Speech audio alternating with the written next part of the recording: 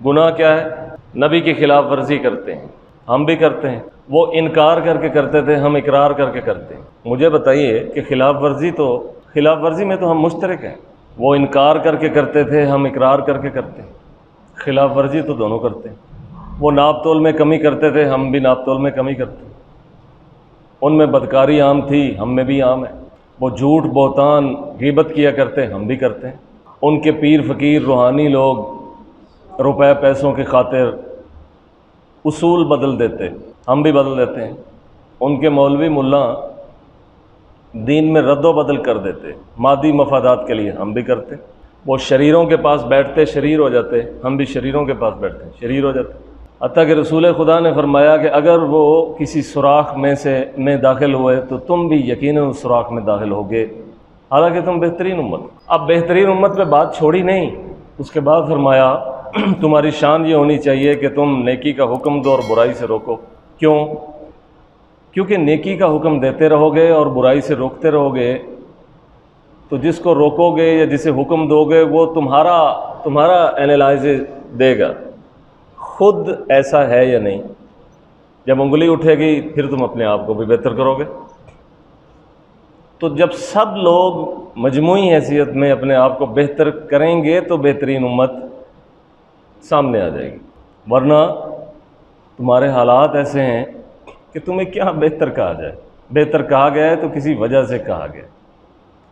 ہم نے تم پر احسان زیادہ کیے، اس کا مطلب یہ تھوڑا ہے کہ تم احسان کا بدلہ دشمنی سے دو۔ ہم نے تمہارے لیے کچھ راتیں کچھ دن ایسے مقرر کر دیے کہ جن میں کی جانے والی عبادت اور اللہ پورے سال کی عبادت پہ بھاری ہے۔ ہم نے تمہیں بڑے مواقع دیے، اتنے موقع ہم نے کسی کو نہیں دیے۔ آپ قرآن مجید کو پڑھیں، آپ کو معلوم ہوگا قوم عاد، قوم سمود، اصحاب مدین، کیا ہوا ان کے ساتھ۔ اللہ تعالیٰ نے ان اقوام کے جو نیک لوگ تھے ان کا ذکر کیا ہے۔ دیکھیں اصحاب کہف و رقیم جو 300 سال سے زیادہ سوئے رہے، ان کو ایسی موت دی کہ دوبارہ لوٹا دیا۔ نیند آدھی موت ہوتی ہے، اور اگر موت کا لفظ استعمال کیا جائے نیند پر تو مجازن اس کا اطلاق ہو جاتا ہے۔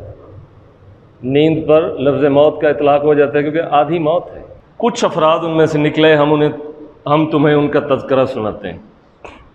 وہ ایسے تھے، وہ اس طرح سے تھے، انہوں نے برائی کے سامنے احتجاج کیا، ڈٹ کے کھڑے ہو گئے، انہوں نے مصلحت نہیں کی۔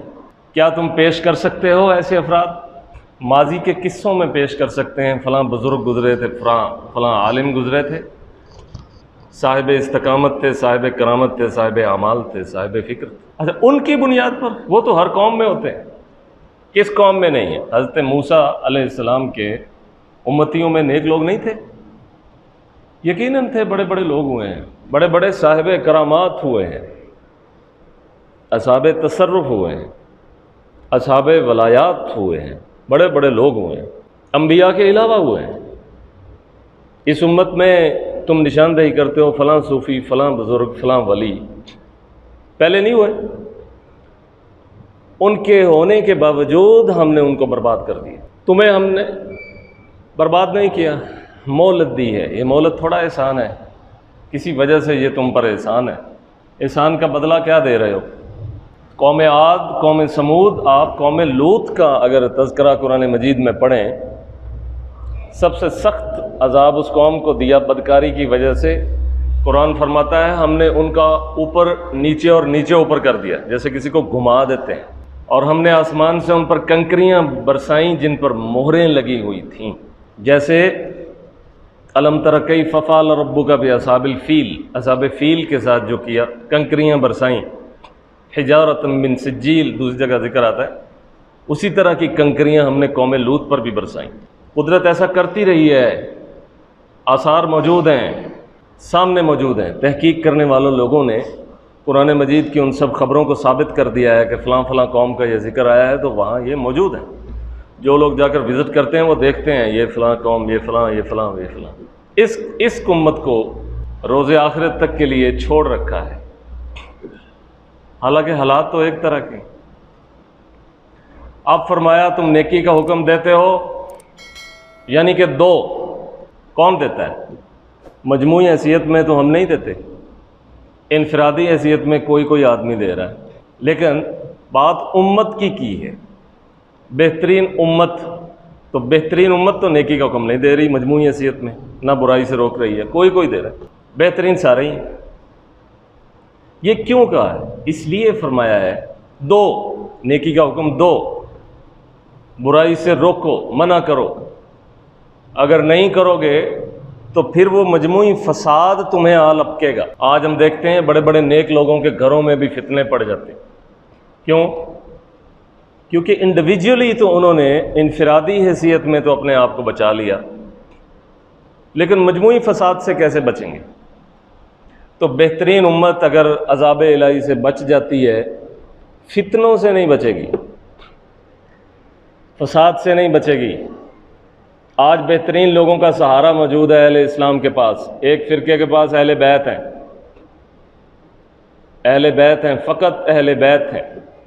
کیا قرآن مجید کی کسی آیت میں ہے کہ تم فقط اہل بیت سے چمٹے رہو گے، ہم تمہیں چھوڑ دیں گے؟ قرآن میں تو یہ ہے اے نبی کہہ دیجئے، اس لیے کہہ دیں کہ بعد میں لوگ باتیں بنائیں گے۔ آپ ابھی سے کہہ دیں لا املک لنفسی ضرا ولا نفع، تمہارے نفع نقصان میں میں مختار کل ہوں، کہ ساری زندگی ہڈ حرامی کرو اور بدکاریاں کرو اس امید پر کہ چونکہ میں ہوں میں تمہیں چھڑاؤں گا۔ شفاعت کی بات جب کی تو کہا من ذا الذی یشفع عندہ الا باذنہ، ساتھ اس کو اذن سے ملا دیا۔ پھر ایک روایت جو عام طور پر آپ کو نہیں سنائی جائے گی، حوض کوثر پر کچھ امتیوں کو لایا جائے گا، رسول خدا اپنی رحمت کی وجہ سے کہیں گے کہ امتی ہیں چھوڑ دیجئے، فرمایا جائے گا آپ کے جانے کے بعد انہوں نے آپ کی کون سی سنی تھی؟ پوری زندگی تو دشمنی کرتے رہے، عداوت کرتے رہے، جو آپ فرما کے گئے یہ اس کا الٹ کرتے رہے۔ اور صرف یہ نہیں کہ انفرادی حیثیت میں، بلکہ معاشرے میں پھیلی ہوئی سرکشی میں معاون بنے رہے، تعاون کرتے رہے، اسم اور عدوان میں تعاون کرتے رہے۔ ایک ہوتا ہے گناہ جو آدمی کی اپنی خود وہ کرتا ہے، دوسرا ہوتا ہے گناہ کے پھیلنے میں تعاون کرتا ہے۔ اب میں اس کو دوسری طرف نہیں لے جاؤں گا، جب آپ کسی برے آدمی کو سپورٹ دیتے ہیں، ایک ہوتا ہے آپ کا شخصی تعلق، کسی وجہ سے ہے، کسی سیاستدان سے ہے، کسی سرمایہ دار سے ہے، کسی جاگیردار سے ہے، کسی بڑے آدمی سے ہے، شخصی تعلق ہے نا۔ ہو سکتا ہے اس تعلق کا کوئی نہ کوئی عذر آپ کے پاس کسی کے پاس ہو، لیکن جب آپ پھیلے ہوئے فساد میں معاون بن جاتے ہیں، یہ تو صریح خلاف ورزی کرتے ہیں آپ۔ تعاونوا علی البر والتقوی، تعاون کرو نیکی میں اور تقوی میں، اور نہ تعاون کرو اسم میں اور حد سے بڑھ جانے میں۔ اب 90% لوگ تو اسم میں، گناہ میں اور حد سے بڑھ جانے میں معاون ہیں۔ بہترین کے ساتھ کیا سلوک کیا جائے؟ کہا جائے گا چھوڑ دیجئے میری امت ہے، فرمایا ہر کام چھوٹا بڑا انہوں نے آپ کی مخالفت میں کیا ہے، ہر کام۔ عدل بھی کوئی چیز ہے؟ آج ہمارا فضل و عدل عام ہے، دیکھتے ہیں کس کو چھوڑنا ہے، کسے پکڑنا ہے، دیکھتے ہیں۔ بار بار مہلت دیے جانے کے باوجود بھی یہ اپنی ضد پہ کھڑے رہے، آپ کو پیغمبر ماننے کے باوجود بھی آپ کی پیغمبری کے کسی مشن میں شامل نہیں ہوئے، اور پوری زندگی تن من دھن آپ کی مخالفت میں سرگرم رہے۔ پھر آپ کے اہل بیت کو لے کے کھڑے ہیں، آپ کے افراد خانہ کو لے کے کھڑے ہیں۔ ایک فرقہ، ایک جماعت، ایک گروہ، ایک مائنڈ سیٹ ایسا ہے جو اہل بیت کو لے کے کھڑا ہے، چھڑائیں گے۔ دوسرا فرقہ، دوسرا گروہ، دوسری جماعت، دوسرا مائنڈ سیٹ، میں مائنڈ سیٹ کی بات کر رہا ہوں، وہی مائنڈ سیٹ ہی رفتہ رفتہ فرقہ بن جاتا ہے نا۔ وہ صحابہ کو لے کے کھڑا ہے، ساتھ نبی کو بھی لیا ہوا ہے تھوڑا تھوڑا، حالانکہ شفاعت کے کوئی زیادہ قائل نہیں ہے، لیکن دھڑا بنایا ہوا ہے۔ تیسرا وہ گروہ ہے کہ جس نے اہل بیت کو بھی لیا ہوا ہے، ساتھ اولیاء کو بھی لیا ہوا ہے، اور تھوڑا تھوڑا رسول کریم کو بھی لیا ہوا ہے۔ تینوں کی بنیاد پہ کھڑا ہے کہ چھڑائیں گے۔ ولیوں سے رہ گئے تو صحابی چھڑا لیں گے، صحابیوں سے رہ گئے اہل بیت چھڑا لیں گے، اہل بیت سے رہ گئے تو نبی محترم تو پھر حوض کوثر پہ ہیں ہی۔ بہترین امت سہاروں پہ کھڑی ہے، بہترین امت اس دنیا میں، اس جہان میں امر بالمعروف اور نہی عن المنکر پہ نہیں کھڑی، سہاروں پہ کھڑی ہے۔ برا کام کریں گے اور کرتے ہی رہیں گے، لیکن آپ ہمیں چھڑائیں گے، آپ کا کام ہے، آپ ہمیں بچائیں گے۔ شفاعت ایک مسلمہ حقیقت ہے کہ وہ اس دن چھوڑے گا، کیونکہ خدا جو ہوا تو خدا کی شان کے یہ شایان ہے کہ وہ کئیوں کو کئیوں کی وجہ سے چھوڑ دے، جیسے یہاں کئی لوگوں کو کئی لوگوں کی وجہ سے نواز دیتا ہے۔ قرآن کی نص قطعی ہے، انکار نہیں کر سکتے۔ اللہ تعالیٰ فرماتا ہے کہ اگر ہم بعضوں کو بعضوں کی وجہ سے نہ بچائیں تو تباہ ہو جائے سارا کچھ۔ حدیث بھی سن لیں جو اس وقت مجھے مستحضر ہے کہ تمہاری امت کے سفید بالوں والے بوڑھوں کی وجہ سے جوانوں کو رزق دیتے ہیں، یعنی کہ رزق جوان کو مل رہا ہے بوڑھے کی وجہ سے جو کما نہیں سکتا۔ جوان کو نہیں پتا، وہ کہتا ہے مجھے مل رہا ہے میری صلاحیت کی وجہ سے۔ کروڑوں اصحاب صلاحیت یہاں رول گئے، ان کو تو نہیں ملا، تمہیں مل رہا ہے، ممکن کسی وجہ سے مل رہا ہو، وہ وجہ کو بیچ میں سے نکال دیتے ہیں۔ یہ شرک نہیں؟ قرآن مجید میں ہے کبھی کوئی مشکل میں ہوتا ہے ہم اس کی مشکل آسان کر دیتے ہیں، جب آسان ہو جاتی ہے وہ کہتا ہے مجھے یہ نوازا گیا میرے علم کی وجہ سے۔ اب قدرت اس پہ اسے کیا کہے؟ تیرے علم کی وجہ سے، تجھ سے تو 10 گنا زیادہ کسی اور کے پاس علم تھا، وہ تو نہیں نکلا اس سے، ہم نے نکالنا تھا نکال دیا تجھے، کیونکہ ہم فضل بھی تو کرتے ہیں، یہاں کرتے ہیں وہاں بھی کرتے ہیں۔ شفاعت ایک مسلمہ حقیقت ہے، لیکن اس بنیاد پہ ڈٹے رہے، مخالفت میں ساری زندگی لگے رہے، یہ بہترین امت کا کام۔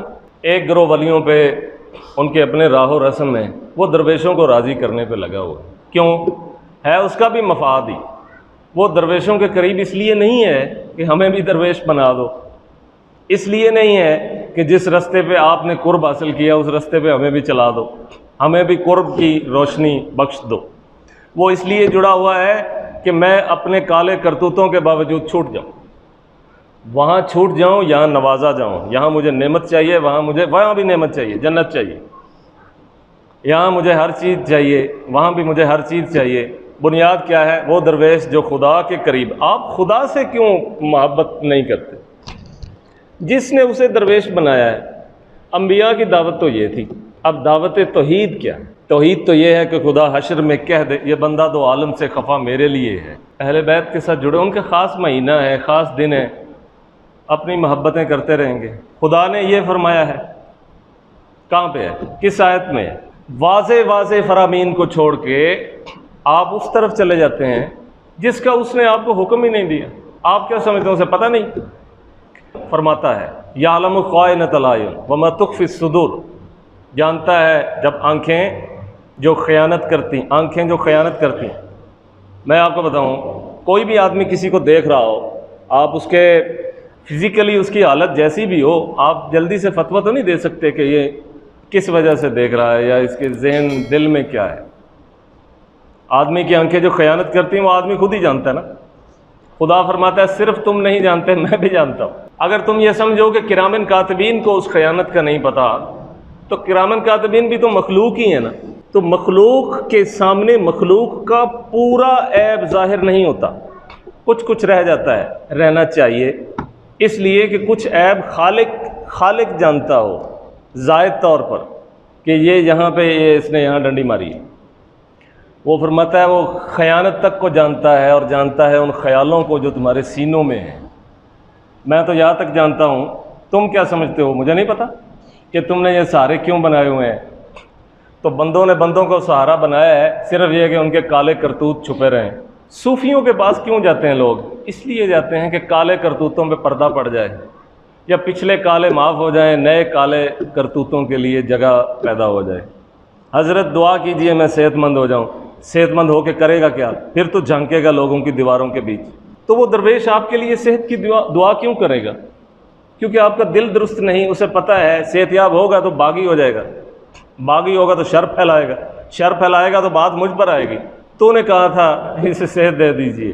دعا کرنا بھی آسان نہیں ہوتا، کیا کریں؟ بہترین امت کے حالات یہ ہیں، حتیٰ کہ وہ کسی سوراخ میں بھی داخل ہوئے تو تم اس میں بھی ہوگے، اور تمہاری یہ حالت ہو جائے گی کہ وہ پیغام جو ہم نے اپنے رسول پہ نازل کیا اور تم تک پورا پہنچا، وہ پورا پیغام ہی تمہارے شعور سے غائب ہو جائے گا، مستحضر نہیں رہے گا۔ اور جو مستحضر رہے گا وہ چیزیں ہوں گی جن کی ہم نے تاکید کی ہی نہیں، جن پر کوئی زور ہی نہیں ڈالا گیا۔ جن کی تاکید ہی نہیں کی گئی، وہ تمہارا اختیار، وہ تمہاری ترجیح، وہی تمہارا استحضار رہ جائے گا، اور اہم اہم باتیں ساری بھول جائیں گی۔ پھر تم کہو گے کہ فَأَنْسَاهُ الشَّيْطَانُ، نسی الشیطان، شیطان نے بھلا دیا، جیسے وہ بھول گیا، نسیہ آدم بھول گیا، شیطان نے بھلا دیا، یہ کہو گے تو شیطان اس دن کہے گا میں نے تو ان کو بلانا چاہا تھا، اس سے پہلے یہ خود بھی بھولنا چاہتے تھے۔ بندہ آگے سے کہے گا نہیں میں تو بھولنا نہیں چاہتا تھا، تو اللہ تعالیٰ فرمائے گا کتاب اللہ پڑھ، میں نے اس میں بتا دیا تھا کہ وہ ایسے ایسے بھلواتا ہے۔ ایک کاریگر اور فنکار جب آپ کو یہ بتا دے کہ اس طرح سے ہتھوڑا مارو گے تو یہ نکلے آگے ہوگا، اس طرح سے یہ کرو گے تو ایسے ہوگا، اس طرح یہ کرو گے تو اس کی یہ شکل سامنے آ جائے گی، اور آپ جاننے کے باوجود بھی سب کچھ اس نے بتا دیا ہے، پھر غلط جگہ مار دیں اور اس کے بعد کہیں او ہو یہ تو مجھے کسی نے بلوا دیا، تو اب یہ آپ کا عذر قابل قبول نہیں ہوگا، کیونکہ سارا کچھ تو بتا دیا تھا، جب آپ کرنے لگے تھے تو آپ کو یاد ہونا چاہیے تھا، یاد ہونا چاہیے تھا۔ کوئی آدمی غلط ڈرائیونگ کر کے دکھائے 100-120 کی سپیڈ پہ، اسے پتہ ہے کہ تھوڑا سا چینج ہوگا یا اوور سپیڈ ہوگی یا کہیں بریک غلط لگ گئی تو حادثہ ہو جائے گا۔ یہاں سے کوئی آدمی 200 کلومیٹر سفر پہ جاتا ہے تو ہر ایک جگہ پہ اسے پتہ ہوتا ہے کہ کیسے گاڑی چلانی ہے، صرف اعمال میں ہی اسے شیطان بلاتا ہے، روڈ کے اوپر اسے سارا ہی پتہ ہے کہ کیسے، کیونکہ جان پیاری ہے، روح پیاری نہیں ہے، جوہر پیارا نہیں ہے، دعوت پیاری نہیں ہے، اور للہیت سے نصیب نہیں ہے، اور دل کے اندر موجودگی کے، فطرت کی موجودگی کے احساسات نہیں ہیں، اس لیے روح بگڑتی ہے تو بگڑتی رہے، جسم بنا اور سنورا رہے۔ یہ حالات ہیں بہترین امت کے۔ مہینے بانٹے ہوئے ہیں، اہل بیت کا مہینہ ہے تو اس کے بعد ولیوں کا آ جائے گا، پھر رسول کریم کا آ جائے گا۔ حالانکہ یہ جن کی باتیں کرتے ہیں اہل بیت سے پوچھ لو، صحابہ سے پوچھ لو، ولیوں سے پوچھ لو، خود نبی مرسل سے پوچھ لو، وہ ایک ہی بات کریں گے کہ ہمارے لیے کون سا وقت ہے، دنیا ایک دن ہے اور ہمارا اس میں روزہ ہے۔ یعنی جن پہ تکیہ لگا کے بیٹھے ہیں وہ کہتے ہیں ہمارے لیے ایک ہی ہے، ایک ہی وقت ہے، دنیا ایک دن ہے اور ہم نے اس میں روزہ رکھا ہوا ہے۔ اور یہ لوگ جو ان کو ماننے والے ہیں، ان کے مخصوص دن ہیں روزوں کے، اس دن بڑے نیک ہو جاتے ہیں، ان کے مخصوص راتیں ہیں عبادت کی، اس دن بہت سجدے کرتے ہیں، مخصوص ایام ہے سال کے بعد دعائیں کرنے کی، رونے پیٹنے کی، اس کے بعد سارے کا سارا سال وہی مخالفت، وہی عدم تعاون، بلکہ وہی عدوان میں تعاون، گناہ میں تعاون۔ اس طرح سے تو مجموعی فساد سے ہم نہیں نکلیں گے۔ اور آخری بات، اس امت کا معاملہ اجتماعی ہے، انفرادی نہیں ہے۔ اگر آپ انفرادی حیثیت میں کچھ تھوڑے ٹھیک بھی ہو جاتے ہیں، آپ کا کچھ بھلا بھی ہو جاتا ہے، لیکن اگر آپ کے دل میں اجتماعیت کا درد نہیں ہے تو یاد رکھیے آپ پھر بھی نظروں میں نہیں ہیں۔ کسی بھی درویش کی زندگی کو پڑھ لیں، کسی بھی محقق ولی ہو، محقق ولی جو صاحب نظر بھی ہو، صاحب قلم بھی ہو، صاحب ارشاد بھی ہو، بیک وقت یہ خوبیاں رکھتا ہو، ان کی تحریر کو پڑھ لیں، صحبت میں بیٹھ جائیں، آپ کو اجتماعیت نظر آئے گی، انفرادیت نہیں۔ اجتماعیت وہ سب کی طرف ایک مخصوص نظر سے دیکھ رہا ہوگا تاکہ تھوڑی تھوڑی روشنی سب پہ پڑ جائے، کسی ایک کا پیٹ بھرا جائے اور بھرنے کے بعد وہ باغی ہو جائے، اس سے بہتر ہے کہ بہت سے لوگوں کا پیٹ بھرا جائے اور ساتھ انہیں دعوت دی جائے۔ وآخر دعوانا ان الحمدللہ۔